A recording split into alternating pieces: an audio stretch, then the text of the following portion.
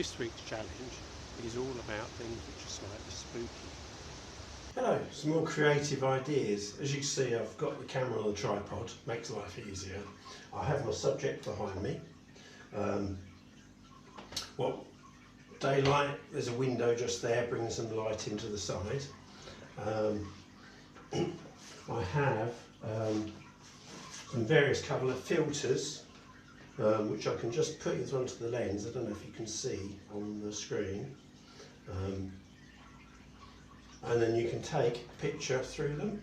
Obviously, if you don't have, they come in various colours. There's a red one, green and blue, or even a sepia sort of colour one. So you can alter the effect a little bit just using filters. I prefer the square ones myself because they're so much more versatile. It means this slot they're holding to, you can move up and down, so you don't have to have the whole filter on in the picture, so you can lift it up and only half cover the picture. The other thing that's quite good is if you haven't got filters and you want to try something like that, is some cling film.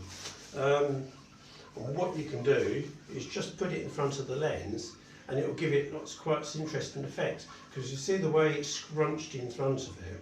If you convert that to black and white, it takes a well, you can convert it to black and white and it cuts a lot out. Or you can double it over, or a plastic bag would work well, or the next stage then is you could use clean fill plastic bag and put some felt tip on it, some different colour felt tips, or a bit of paint. Water-based paint's good. Let it dry and then give it a scrunch, or aerosol can. Do the same, scrunch it a little bit, and then you just lay it over the top, not damaging the camera at all, and you've got an instant filter. Especially if you're just doing it for a one-off rather than going out and buying lots of different things. Think of the household things you can do. Obviously with our subject here, we could do some low-key pictures, which means everything's dark around it. Obviously it helps with a dark background to start off with. Obviously we've got light coming in from the window. You can do it in the middle of the day.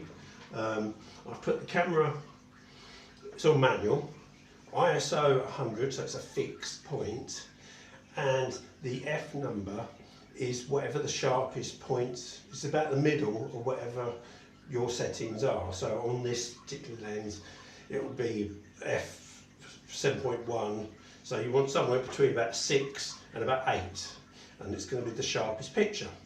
Right, then what you can do is you can slow, if I put it on live view, and you've got our Mr. Pumpkin, and actually slow down the speed. So if I slow the speed down, what will happen is Mr. Pumpkin will slowly disappear off the screen. It's gone. Middle of the day, it's bright, I'm doing this bit of filming, and there's nothing, it's completely gone. Right? So you could use, what we're going to do is going to illuminate just the pumpkin. So we could use an off-camera flash, or a torch, or a couple of torches. You can put the camera on timer, so you've got both hands free, and if you look at the screen and I illuminate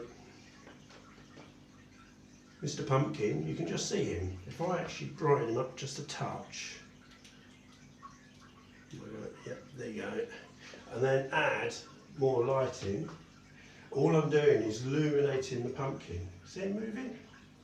Obviously it's brighter with a flash gun, but you don't actually need all these things. You could just do it straightforward with your camera and a torch, so you can have the same effect.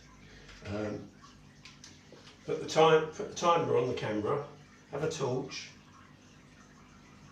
hey presto, that's low key, and that's basically how you need to do low key. Obviously it works a lot better with a flash gun. Whether or not it's the one on the camera, work fine, but you just have a little bit more directional play if you've got off-camera flash. Lots of other creative ideas are on your doorstep, whether or not it's a church, just go into the garage and find some cobwebs, there's a spider there, darken the pictures up. You know how you read a book and often it's more scary than the film? It's the same thing. Your imagination is the key factor to making a good scary picture. So I'd love to see what you come up with. And if you have any questions or any comments, please leave them below and give us a thumbs up and a like. Thank you.